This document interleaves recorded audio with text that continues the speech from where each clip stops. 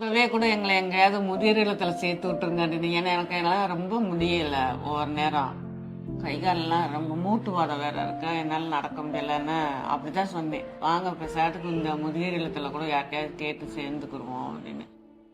இவங்களுக்கும் வயசு 63 வயசாச்சு. 500 தான் சம்பளம் வாங்குறாங்க.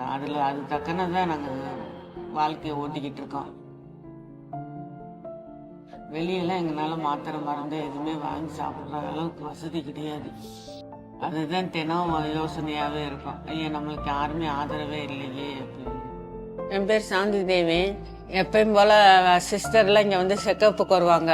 வாரத்துக்கு ஒரு நாள் வந்து பிபி, சுகரு, ப்ரெஷரு எல்லாமே பார்ப்பாங்க. பார்த்துக்கிட்டு இருக்கேன்ல ஒரு நாள் ரொம்ப அந்த கைவலியே அதிகமாகிருச்சு.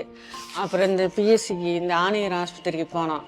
அந்த வலிக்கு ஒரு 8 மாத்திரை கொடுத்தாங்க. கொடுத்து உடனே ஆம்புலன்ஸை வர வச்சு எங்களுக்கு பெரியாஸ்பத்திரிக்கு சேர்த்தாங்க. சேர்க்கும்போது அந்த ஹார்ட்டில் அடப்பு இருக்குன்னு டாக்டர் எல்லாம் கன்சல்ட் பண்ணாங்க.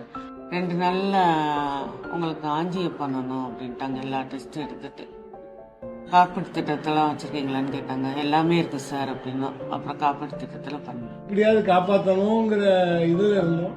ஆனால் அங்கே போன உடனே என்னை கிட்டே விடலை. அவங்களே பார்த்துக்கிட்டாங்க. ஆஞ்சியோ பண்ணி 2 நாளில் சாப்பாடு எல்லாமே அவங்க அரேஞ்ச் பண்ணி கொடுத்துட்டாங்க. சாப்பாடு அங்கேயே நாங்கள் தங்கி இருந்தோம். பெரிய ஆஸ்பத்திரியில் இப்படி ஒரு மருத்துவத்தை நான் பார்த்ததே கிடையாது. ஏன்னா நான் தனியார் ஆஸ்பத்திரியில் போனாலே 3 லட்ச ரூபா செலவாகும். எங்கிட்ட அந்த வசதி எதுவுமே இல்லை. நான் ரொம்ப பயப்படுவேன்.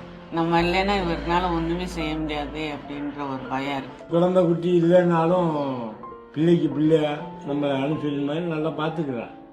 எதுனாலும் இப்போ எனக்கும் எல்லா வியாதியும் இருக்குது. சுகர்லேருந்து எல்லாம் இருக்குது. அதனால் பக்குவமாக பார்த்துக்கிறாங்க. அவ இல்லாமல் இல்லை.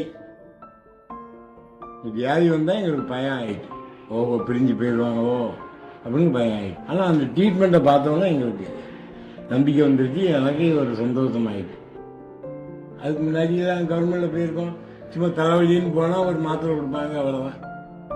ஆனால் இங்கே மாதம் இன்னும் டெஸ்ட்டுக்கு வர சொல்லி உடம்புக்கு ஆரோக்கியமும் நல்லா இருக்கும். எனக்கு உயிர் பிச்சை கொடுத்து இது பண்ணிட்டாங்க. அதே ஒரு பெரிய தாக்கம் கிடையாது. இதுவரை என் லைஃப்பில் எத்தனையோ வருஷம் ஆச்சு, எத்தனையோ ஆட்சிகள் நான் பார்த்துருக்கேன். இப்படி ஒரு ஆட்சியை நான் பார்த்ததே கிடையாது.